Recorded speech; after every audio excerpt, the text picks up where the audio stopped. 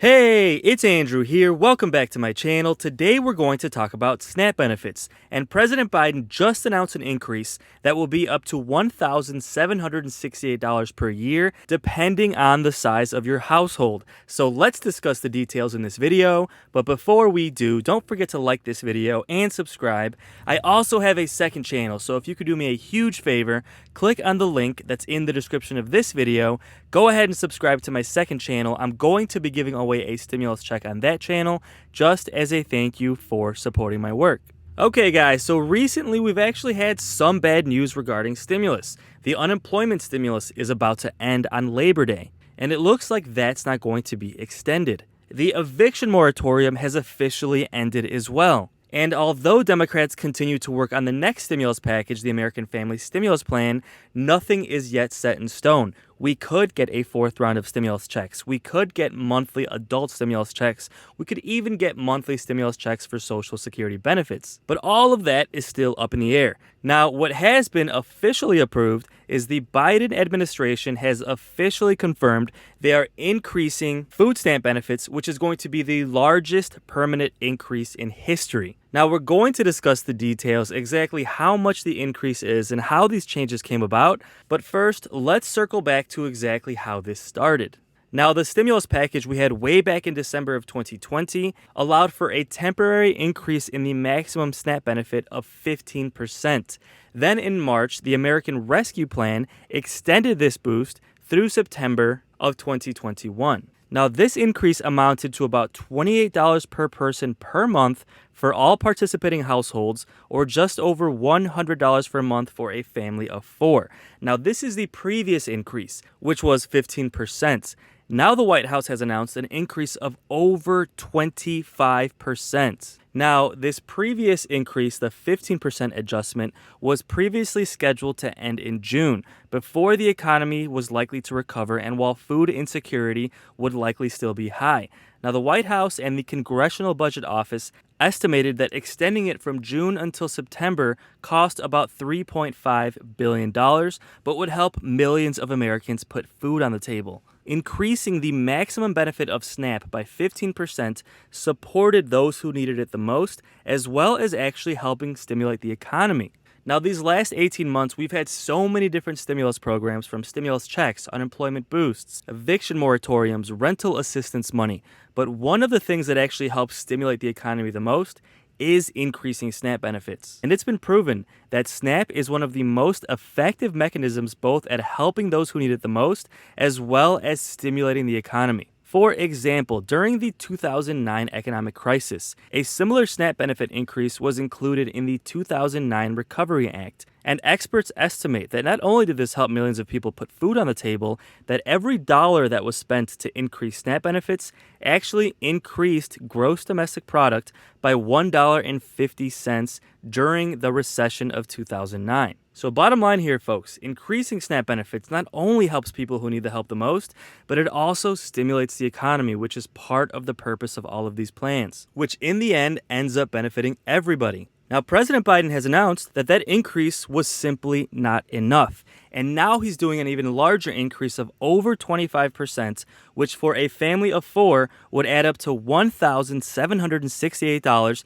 in additional SNAP benefits per year. Now, although your household might be smaller, let's take a look and see exactly how this will benefit you. Now, the Biden administration has revised the nutrition standards of the food stamp program and prompted the largest permanent increase to benefits in the program's history, a move that will give low income more power to fill their grocery carts and add billions of dollars to stimulate the economy. The average benefit will rise by more than 25% compared to pre-pandemic levels. There are 42 million people currently on SNAP, and every single person will qualify for this additional stimulus. Now, by law, this move does not require Congress, so the Senate and the House cannot block this, and the Supreme Court cannot reverse this rule like they reversed the eviction moratorium. And this increase comes as for the last 10 to 20 years, proponents of SNAP benefits have said that these benefits have been extremely too low. And not only does that directly affect your health,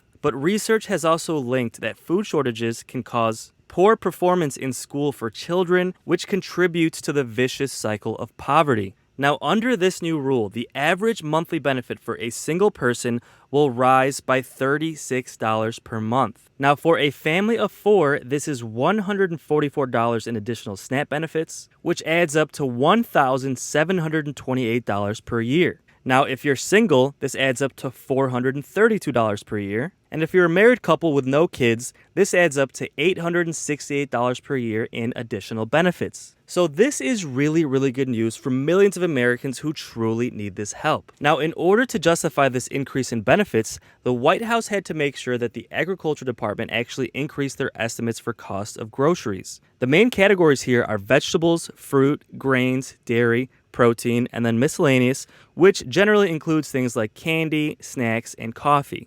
Now, interestingly enough, the new plan only did a $2 increase in the cost of vegetables. And when it comes to fruit, it actually did a $2 decrease in how much your weekly fruit cost should be, from $29 down to $27 per week. Now, when it comes to grains, things like pasta and rice, the weekly estimate went up from $25 to $31 per week spent on grains.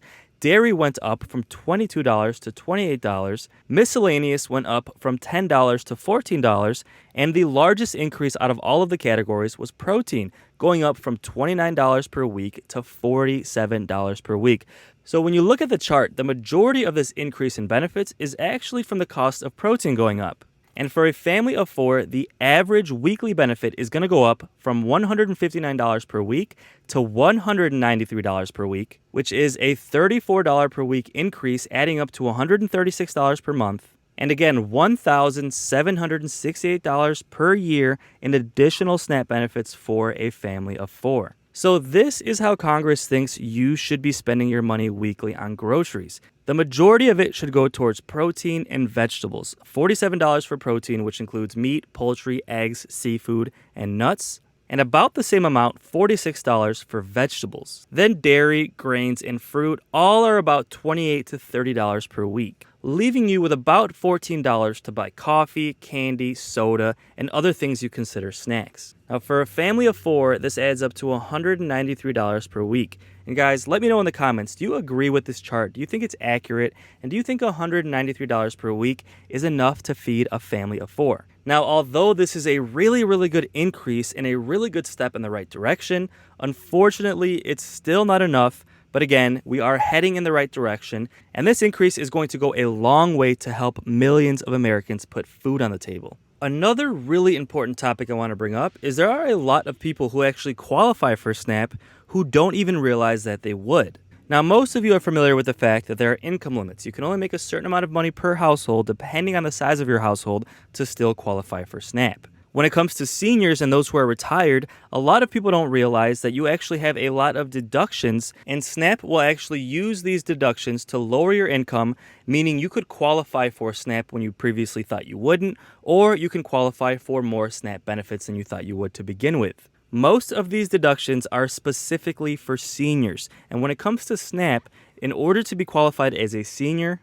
you have to be 60 years or older. So, for example, a household of 1 can only have a gross monthly income of $1,383 per month. So somebody who makes more than that might think they simply don't qualify for SNAP. However, there are a lot of deductions which will lower the calculation of your income, which will then allow you to qualify for SNAP. For example, medical expense deductions. For elderly members and disabled members, allowable medical costs that are more than $35 a month may be deducted unless an insurance company or someone else is paying for your medical bills. Now, this includes medical costs from going to the doctor or the hospital, dental expenses, prescription drugs, even over-the-counter medications that were approved by a doctor. It also includes things like nursing care, dentures, and inpatient and outpatient hospital expenses. On top of that, there's also something called the excess shelter cost deduction. The shelter deduction is for shelter costs that are more than half of your household's income after other deductions. This not only includes rent or taxes, it also includes things like utility bills, electricity, water, and fuel to heat and cook with. So basically what that means is if you spend more than half of your monthly income on housing, part of that will count as a deduction, which will then lower your monthly income on paper and allow you to qualify for SNAP or allow you to qualify for more benefits. So I know this can be a bit confusing, but basically, if you think you might qualify for SNAP but you still haven't signed up, call your local SNAP office and ask them two things. One, about the income requirement, and two, if you qualify for any deductions. Now on your screen, I have a good example of how to calculate your SNAP net income after deductions. And again, you have to be either disabled or 60 years and older to qualify for these deductions. Now first, you want to determine your household size. This is going to let you know what your income cap is to qualify for benefits. Then you want to figure out what your gross monthly income is. This is your monthly income before any taxes or deductions. For example, you might get $1,000 a month from Social Security and an additional $200 per month from a pension. Then there is a standard 20% deduction when it comes to earned income. This does not include Social Security or pensions. It is only money that you went to a job for. So in this example, let's say that's zero because all of your money is from Social Security and your pension. Now, if you have zero earned income, you can then use something called the standard deduction, which in this case would remove $167 from your income. You can then take into account your medical costs.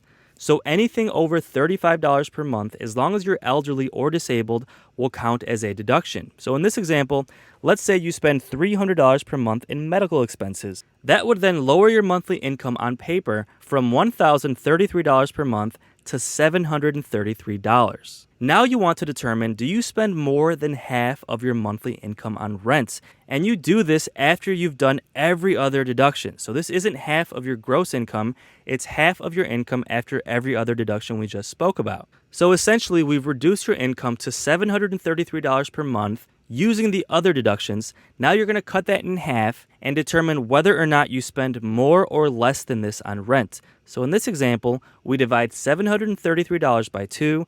That gets us to $366.50. Now you have to determine, is this more or less than you spend on rent? For example, let's say you spend $600 per month on rent and utilities, so you subtract $366.50. So you just found out that you spend well above half of your income on rent after deductions, and to be specific, you spend $233.50 in excess shelter costs. That means that $233.50 will be your excess shelter cost deduction. So you take your income, which we already reduced to $733, and subtract $233.50, putting you at $499.50 in net monthly income. So you see, in this example, we took a monthly income of $1,200 per month and lowered it to $500 per month. And since this is a household of 2, the maximum income limit is $1,437, meaning that they easily qualify for the maximum SNAP benefit. So guys, I know that can be confusing, but if you have trouble doing this, call your local SNAP office. They should be able to walk you through this to make sure whether or not you qualify for benefits. But overall, this is really, really good news for the American people. Families of 4 will get $1,768 in additional benefits, and married couples without kids will get $884 per year in additional SNAP benefits. And guys, all of this is on top of the additional stimulus that we're still working on. Remember, Democrats are still putting together the details of the next stimulus package, and some Democrats are fighting for a 4th round of stimulus checks. Some are pushing for monthly adult stimulus checks as long as you make less than $30,000 per year. We still have some pushing for monthly checks for Social Security benefits and even permanent Social Security benefit increases across the board. And Democrats are expected to fully approve that stimulus package by the end of September. So guys, there are a lot of updates to come. Don't forget to subscribe, and I will keep you posted on the next 2 stimulus packages, Social Security changes, and daily news updates as well. And thank you so much for watching. So until the next video, take care and have a great day.